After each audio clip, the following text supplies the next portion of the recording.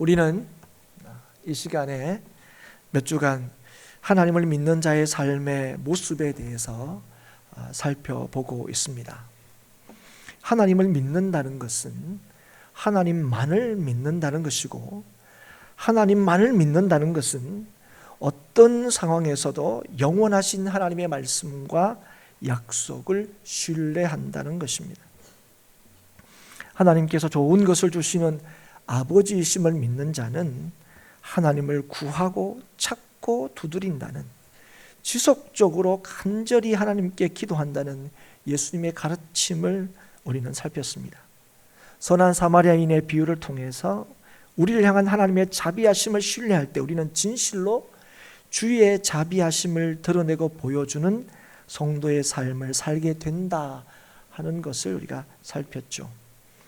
그리고 하나님만을 의지할 때에 쩔뚝거리는 인생이 아니라 담대하게 주의 맡기신 사명을 감당할 수 있다는 것, 우리의 믿음의 여정을 힘있게 달려갈 수 있다는 것을 엘리야를 통해서 확인했습니다. 하나님만을 섬기는 인생은 하나님의 약속을 볼 뿐 아니라 함께하는 자들에게도 하나님의 역사를 보여주는 삶을 살게 된다는 것을 여호와의 삶을 통해서도 우리가 다시금 확인할 수 있었습니다. 오늘 이 시간에는 에스라를 통해서 하나님을 믿는 자가 누리는 삶의 모습이 어떠한지를 함께 살펴보려고 합니다. 우리가 잘 아는 대로 이스라엘 백성들이 바벨론의 포로로 끌려가게 되죠. 그리고 바벨론의 포로로 끌려갔던 이스라엘 백성들이 3번에 걸쳐서 돌아오게 됩니다. 에스라는 2번째로, 그러니까 2차 포로 귀환 때에 이 포로들을 이끌고 예루살렘으로 돌아올 때의 지도자였습니다. 그는 7장 11절에 보면 율법학자 겸 제사장이었다, 그렇게 소개되고 있습니다. 그런데 이 에스라를 율법에 익숙한 학자다 이렇게 소개할 뿐 아니라 그 다음에 그에 대한 흥미로운 소개를 우리가 볼 수가 있는데요. 7장 6절에 이렇게 말씀하고 있습니다. 이 에스라가 바벨론에서 올라왔으니 그는 이스라엘의 하나님 여호와께서 주신 모세의 율법에 익숙한 학자로서 그의 하나님 여호와의 도우심을 입음으로 왕에게 구하는 것은 다 받는 자이더니.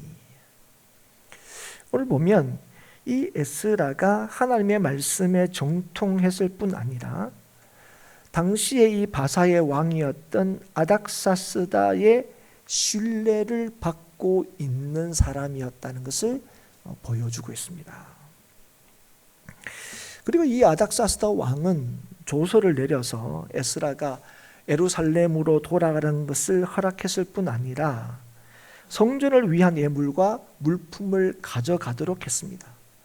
그리고 이후에도 필요한 것을 공급받을 수 있도록 지원을 아끼지 않았죠.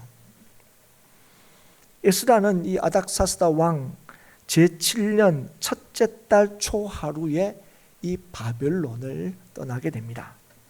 그리고 4개월의 여정을 거쳐서 5째 달 초하루에 예루살렘에 도착하게 되죠.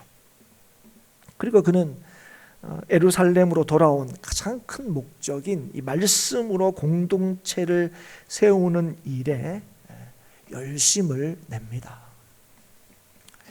오늘 우리가 읽은 이 27절 이후의 말씀은 이러한 일련의 과정을 에스라가 회고하는 내용입니다.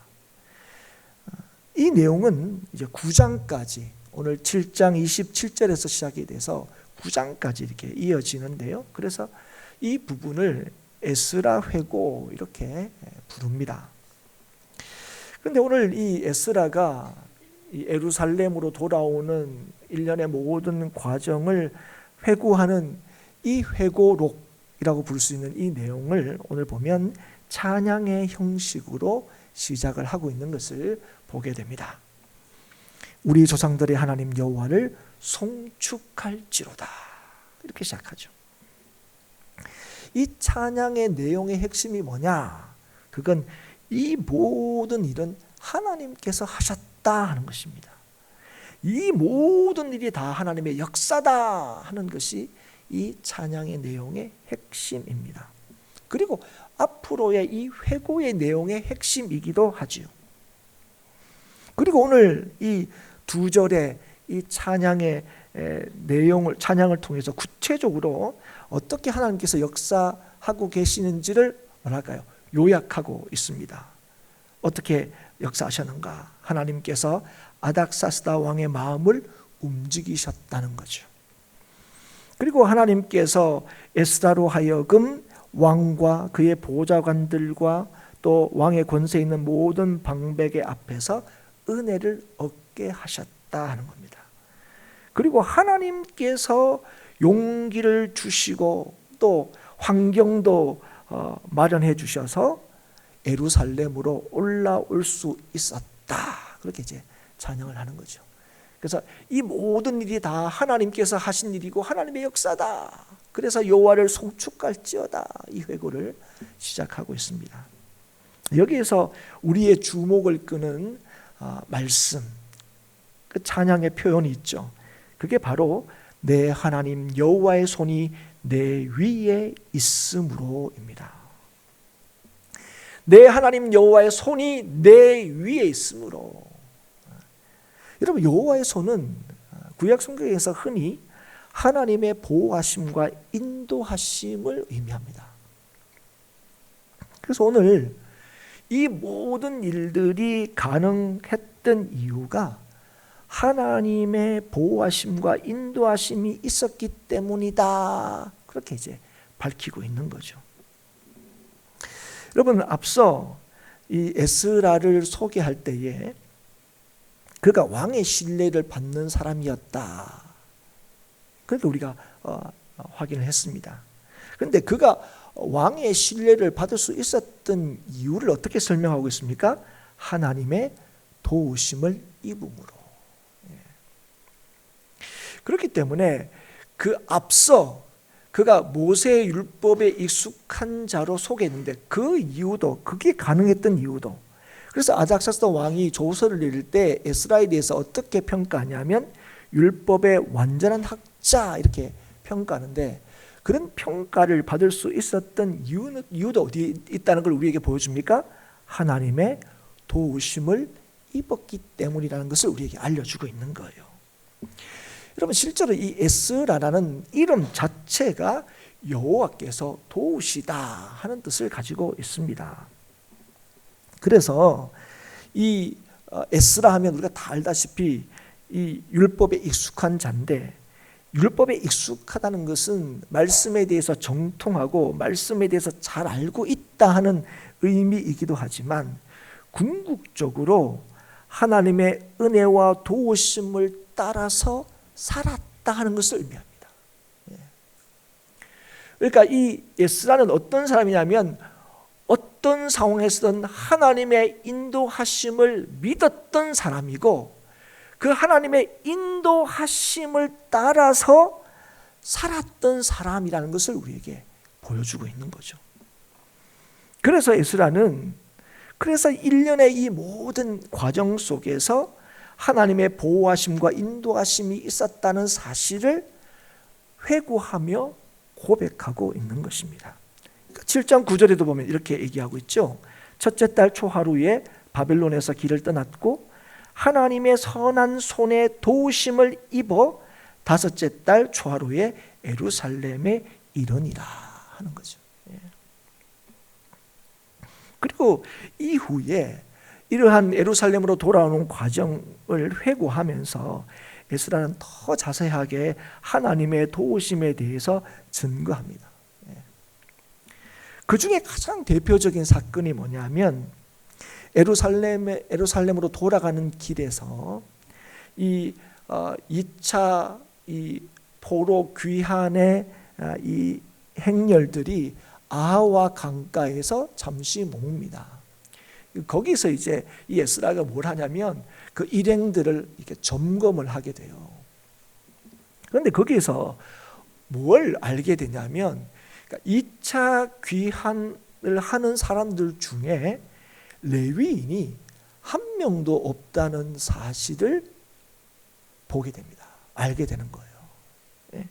참 이게 사실 우리한테도 굉장히 놀라운 일입니다. 왜냐하면 하나님의 약속을 따라서 포로로 끌려갔던 이스라엘 백성들이 오매불망 고향으로 돌아가기를 기다렸을 텐데, 고향으로 돌아오자 그러면 제일 먼저 앞장서고 또 거기에 함께할 사람이 다른 건 몰라도 레위인들은 그렇지 않았을까 싶은 생각이 들었을 텐데, 하나님에 대해서 누구보다도 가까이 하나님을 섬기고 잘 알고 있는 사람이니까 그러면 여기에 분명히 레위인들이 앞장섰을 거다, 그렇게 우리가 좀 생각했을 텐데, 놀랍게도 2차 귀환하는 행렬에는 누가 없었다고요? 레위인이 한 명도 없었다 하는 것이죠. 여러분, 그 이유는 분명히 이런저렇게 이제 그 이유를 댈 수 있습니다. 그러나 분명한 한 가지가 있습니다. 그게 현실적인 문제와 상황이었다는 거예요. 무슨 말이냐면, 이 레위인들이, 누구보다도 앞장설 만한 레위인들이 실제로는 함께하지 않았던, 참여하지 않았던 충분한 현실적인 이유가 있었다는 거예요. 그걸 뭐 성경에서 꼭 집어서 얘기하지 않지만, 그러나 우리가 충분히 왜 그랬을까 짐작할 수 있는 이유가 있지만, 그러나 너무 분명한 것은 어쨌든 간에 현실적인 충분한 이유가 있었다는 거예요. 그게 또 현실이었다는 거예요. 어떻게 레위인이 그럴 수 있어 할 때, 그게 현실이에요. 레위인이라 할지라도 이 행렬에 함께하는 게 쉽지 않다는 걸 보여주고 있는 것이죠. 그런데 에스라가 왜 예루살렘으로 돌아갑니까? 그에게 맡기진 중요한 사명 때문이었습니다. 신앙으로 공동체를 회복하는 일을 위해서 에스라는 돌아가고 있고, 특별히 말씀을 가르침으로 일을 하려고 에스라가 지금 돌아가고 있는데, 이 일에 레위인의 역할이라는 것은 참으로 중요했습니다. 그래서 에스라가 한 명도 없다는 사실을 알게 되고 난 뒤에는 이대로 갈 수 없다. 그래서 그 아와 강가에서 이 레위인을 부르러 보냅니다. 그런데 여러분, 이게 제가 얘기했다시피 쉽지 않은 일입니다. 원래 그렇게 불러서 갈 것 같으면 그 전에는 안 불렀겠습니까? 근데 지금은 가려면 다 준비도 하고 가는 도중에 오라 그러니까 이러면 더 이게 힘들 수도 있죠. 그런데 이 현실적인 어려움이 분명히 있음에도 불구하고 이 일이 성공적으로 이루어집니다. 그래서 거기에 레위인이 참여하게 되고 2차 귀환 행렬에 이제 동참하게 되죠. 근데 이 일이 그렇게 될 수 있었던 이유를 에스라 8장 18절에 우리 하나님의 선한 손에 도우심을 입었기 때문이라고 고백하는 거예요. 그리고 이 바벨론에서 예루살렘으로 오는 그 길이 4개월의 여정이라고 그랬습니다. 뭐 요즘처럼 차 타고 이렇게 가는 게 아니에요. 정말 참 쉽지 않은 길일 겁니다. 그런데 그 돌아오는 여정도 안전할 수 있었던 이유도 8장 31절에 보면 우리 하나님의 손이 도우셨기 때문이다, 그렇게 고백합니다. 그런데 여러분, 이런 이 고백의 과정 속에서 우리는 놀라운 한 가지 사실을 알게 되는데요. 그게 뭐냐면, 여러분, 이 에스라가 왕의 신뢰를 받고 있었던 사람이었습니다. 그래서 왕에게 구하는 것은 다 받는 에스라였는데요. 그런데 놀랍게 우리가 뭘 보게 되냐면, 예루살렘으로 돌아가는 길, 결코 짧은 여정이 아닌데 그 돌아가는 길의 안전을 위해서 군대가 필요하고, 근데 그 군대를 왕에게 구하지 않았다는 사실을 우리가 보게 되는 거예요. 그래서 8장 21절 22절 이렇게 말씀하고 있습니다. 그때에 내가 아하와 강가에서 금식을 선포하고 우리 하나님 앞에서 스스로 겸비하여 우리와 우리 어린아이와 모든 소유를 위하여 평탄한 길을 그에게 간구하였으니, 이는 우리가 전에 왕에게 아뢰기를 우리 하나님의 손은 자기를 찾는 모든 자에게 선을 베푸시고 자기를 배반하는 모든 자에게는 권능과 진노를 내리신다 하였으므로 길에서 적군을 막고 우리를 도울 보병과 마병을 왕에게 구하기를 부끄러워하였습니다. 여러분, 에스라는 왕에게 군대를 요청할 수 있었습니다. 요청하면 왕이 아마 분명히 그 군대를 보내주었을 것입니다. 그런데 그 일을 에스라가 부끄러워했다 하는 거예요. 그래서 내가 그 얘기를 왕에게 안 했다 그렇게 얘기하는 겁니다. 그 이유가 뭐라 그랬습니까? 왕에게 한 이야기 때문에 그렇다는 거예요. 근데 그 이야기는 단순하게 이야기 아니라 무엇입니까? 신앙 고백이요. 신앙 고백. 어떤 고백입니까? 우리 하나님께서는 자신에게 순종하는 모든 사람들에게 은혜의 손을 펼쳐주신다 하는 것입니다. 우리 하나님의 손은 자기를 찾는 모든 자에게 선을 베푸시는 하나님이시다. 이 얘기를 왕에게 했기 때문에 그렇다는 거예요. 그는 하나님의 손에 도우심을 믿는 자였습니다. 그런데 여러분, 그 길을 가는 것은 현실적인 문제죠. 그래서 여러분 뭐 했다고요? 아와 강가에서 금식을 선포하고 하나님께 간구했다 하는 겁니다. 그리고 결과 하나님의 손에 도우심으로 건짐을 받아 예루살렘으로 돌아올 수 있었다 말하고 있는 것입니다. 에스라가 이 하나님의 손에 도우심을 입어서 예루살렘으로 안전하게 돌아왔지만 예루살렘에도 여러 가지 어려움이 있었습니다. 그 대표적인 문제가 이방인들과의 통혼의 문제였죠. 하지만 그런 어려운 상황 속에서도 에스라는 하나님의 은혜를 기억했습니다. 하나님의 변함없는 인도하심과 보호하심을 믿었죠. 그래서 그 상황 속에서 자신들의 죄를 고백하며 하나님의 자비하심을 구했습니다. 하나님의 인도하심을 믿었기 때문에 하나님의 인도하심을 구했다는 거예요. 쉽지 않은 상황에서 그래서 하나님의 말씀을 따라서 순종하고자 했습니다. 그런데 그러면서 에스라가 마무리가 됩니다. 그 다음에 뭐가 잘 됐다 못 됐다 그런 얘기가 없어요. 그러고 에스라가 끝이 납니다. 뭔가 좀 시원하지가 않아요. 그런데 우리는 이어지는 느헤미야서에서 예루살렘의 어려운 상황을 보게 됩니다. 예루살렘의 성과 성벽이 불탔다 하는 얘기를 우리는 보게 됩니다. 그리고 그 얘기를 전해 들은 느헤미야가 슬퍼하며 하나님께 금식하며 기도하는 모습을 또한 보게 되죠. 여러분, 느헤미야가 무엇을 위해서 기도합니까? 그 내용은 예루살렘의 회복입니다. 그렇게 기도를 4개월쯤 할 즈음에 술관원이었던 느헤미야는 왕의 허락을 받고 성벽을 재건하기 위하여 예루살렘으로 가게 됩니다.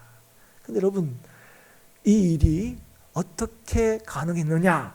느헤미야가 2장 8절에 이렇게 고백합니다. 내 하나님의 선한 손이 나를 도우심으로.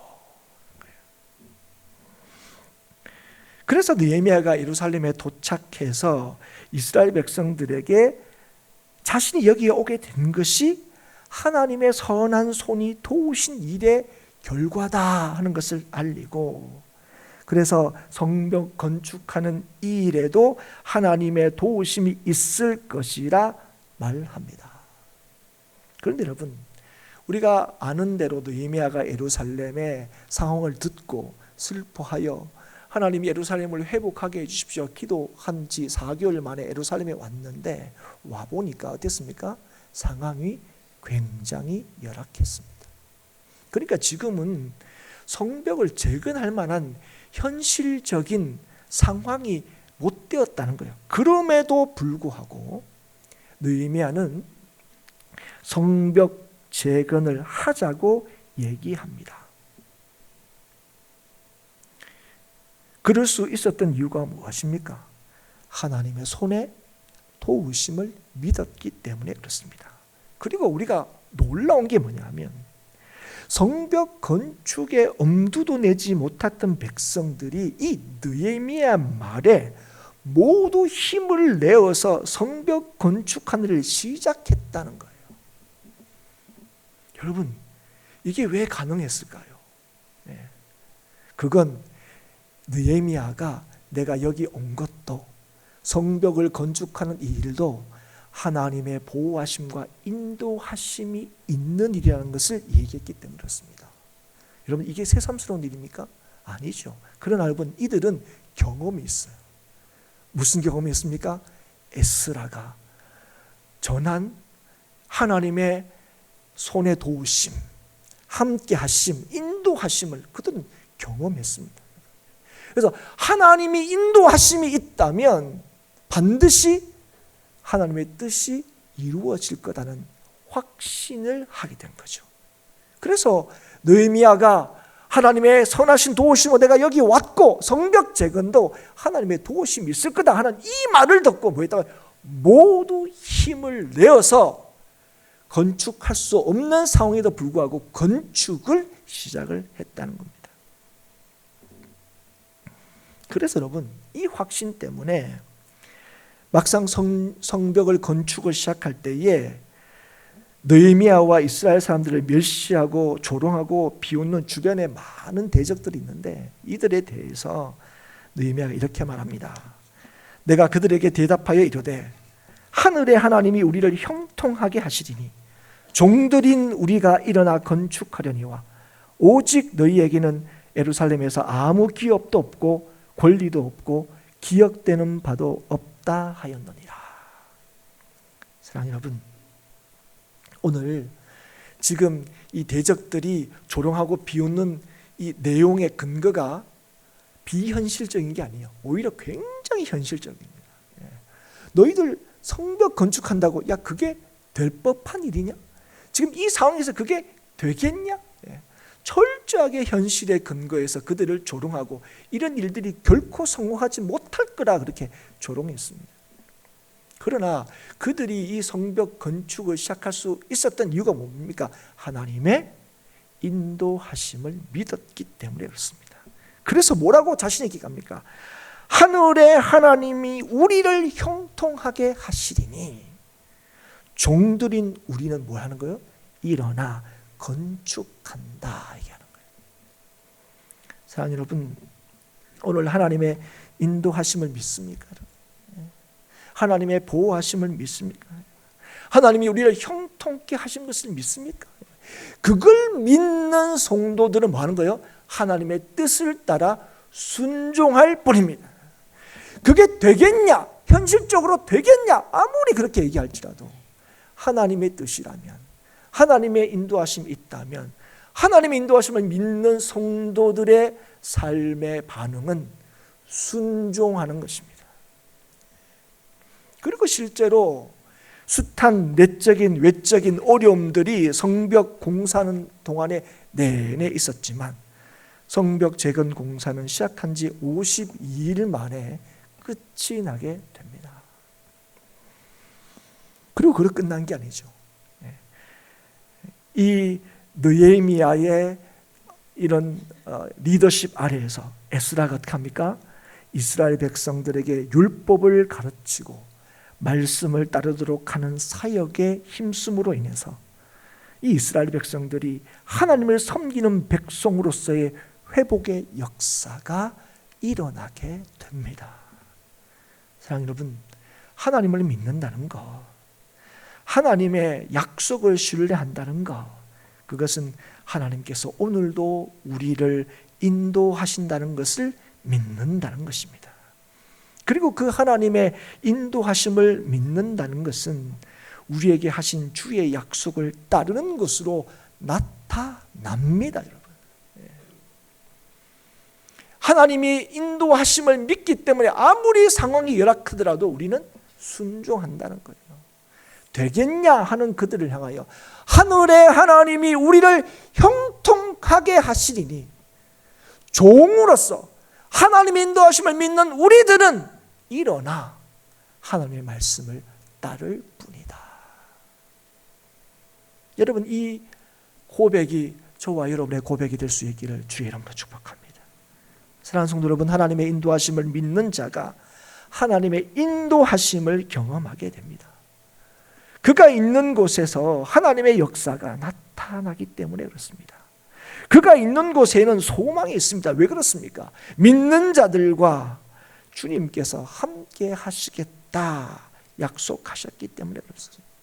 주의 말씀을 신뢰하여 그 말씀을 따르는 자에게 주신 주님의 약속이 바로 이것이기 때문에 그렇습니다. 그래서 우리가 잘 아는 마태복음의 마지막이 이렇게 끝이 나고 있습니다. 예수께서 나와 말씀하여 이르시되 하늘과 땅의 모든 권세를 내게 주셨으니 그러므로 너희는 가서 모든 민족을 제자로 삼아 아버지와 아들과 성령의 이름으로 세례를 베풀고 내가 너희에게 분부한 모든 것을 가르쳐 지키게 하라. 볼지어다 내가 세상 끝날까지 너희와 항상 함께 있으리라 하시니라. 사랑하는 성도 여러분, 주님을 신뢰하는 자가 주의 말씀을 쫓게 되고 주의 말씀을 따르는 자가 그와 함께 하시는 주님을 보게 됩니다. 사랑하는 여러분, 주님의 함께 하심을 믿는 자가 담대하게 용기를 얻어 주의 말씀을 쫓게 되고 하나도 땅에 떨어지지 않고 다 이루시는 주의 말씀의 능력과 역사를 경험하게 된다 하는 것입니다. 사랑하는 성도 여러분, 오늘도 우리가 주의 백성답게 살아갈 수 있는 것은 하나님의 보호하심과 인도하심 때문입니다. 오늘도 우리가 이 자리에 있을 수 있는 것은 하나님의 손에 도우심 때문에 그렇습니다. 그 하나님의 도우심을 입을 때 우리는 우리의 삶의 목적을 따라서 여전히 살아갈 수 있습니다.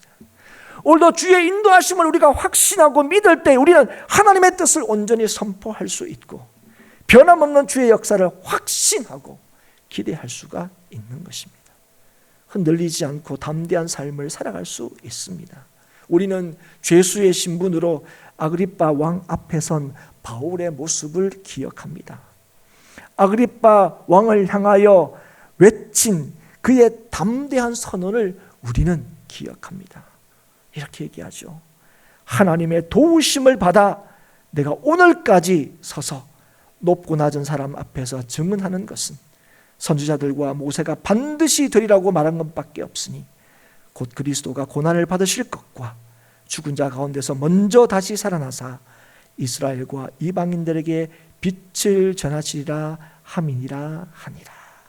사랑하는 여러분, 바울이 담대하게 하나님의 복음을 전할 수 있었던 이유가 무엇이라고요? 하나님의 도우심을 받았기 때문에 그렇다는 겁니다. 여러분, 하나님의 약속을 믿을 때에 우리는 하나님의 손에 도우심을 보게 될 것이고 하나님의 도우심을 우리가 확신할 때에 우리는 누구에게든 누구 앞에서든 어떤 상황이든 담대하게 설 수 있고 우리의 참된 소망을 전하고 보여줄 수 있습니다. 사랑하는 여러분, 오늘도 우리가 담대함과 어떤 순간에도 참된 소망의 길을 갈 수 있는 것은 예수를 나의 주인으로 믿고 섬길 때입니다. 우리를 구원하시기 위하여 이 땅에 오시고 우리를 영원토록 살리시기 위하여 십자가를 지신 그 예수 그리스도를 나의 주인으로 섬길 때에 우리는 하나님의 도우심을 따라 오늘도 우리에게 주어진 믿음의 길, 사명의 길을 흔들리지 않고 달려가게 되는 것입니다. 그럴 때 우리는 바울과 같이 담대하게 외칠 수 있을 겁니다. 오늘 내 말을 듣는 모든 사람도 다 이렇게 결박된 것 외에는 나와 같이 되기를 하나님께 원하나이다. 사랑하는 여러분, 오늘 우리의 인생을 온전히 책임지시는 분이 누구십니까? 오직 주님이십니다. 나의 주가 되시는 예수님이십니다. 그럴 때 여러분, 우리는 어떤 순간에도 담대할 수 있습니다. 어떤 순간에도 흔들리지 않을 수 있습니다. 하나님의 도우심을 따라서 어떤 순간에도 믿는 자로 담대하게 설 수 있고 담대하게 살아갈 수 있게 되는 것입니다. 우리의 승리와 생명이 오직 예수를 믿는 믿음에 있음을 기억하십시오. 그것이 오직 하나님만 섬기는 삶을 살아가는 데 있음을 믿으십시오. 그래서 오늘도 우리에게 주어진 모든 순간에 주의 인도하심을 확신함으로 주의 도우심을 경험하는, 그리고 그 주의 도우심을 오늘도 증거하는 저와 여러분이 될 수 있기를 주의 이름으로 축복합니다. 주님만이 진실로 우리를 보호하시고 인도하시는 분이십니다. 그걸 믿는 자는 오늘도 하나님의 인도하심을 따라 우리에게 주어진 모든 믿음의 여정을 끝까지 달려가게 될 줄 믿습니다. 오늘도 주의 인도하심을 믿음으로 날마다 주의 함께하심과 동행하심을 경험하는 우리 모든 행복한 교회 성도들이 될 수 있기를 주의 이름으로 축복합니다.